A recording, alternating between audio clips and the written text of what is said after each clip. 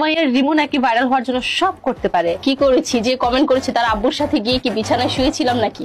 Hello guys, কেমন আছেন সবাই? আশা করি সবাই ভালো আছেন। তবে আমি ভালো নেই। এখন আপনারাই বলবেন কেন ভালো নেই, কিভাবেই বা ভালো থাকবো বলুন?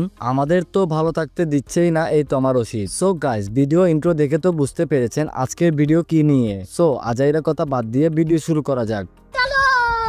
গতকালকের এক নিউজে জানতে পেরেছি তোমার রশিদকে লিগ্যাল নোটিশ দিয়েছে সুপ্রিম কোর্ট। কেনই বা দিবে না বলুন? পডকাস্ট শোতে যে কিসব কাজ করছে, কিসব বলছে তা তো মোটামুটি সবাই দেখছেন, সবাই শুনছেন। উনি ওনার শোকে 18+ শো বানায় ফেলছে। তো বলে কি আপনার কি বিন্দু পরিমাণ শরমও নাই যে আপনি সবাইকে ডেকে উল্টাপাল্টা প্রশ্ন করে বসেন? ও হ্যাঁ, শরম আছে নাকি না তা তো অলরেডি আমরা বুঝতে পারছি।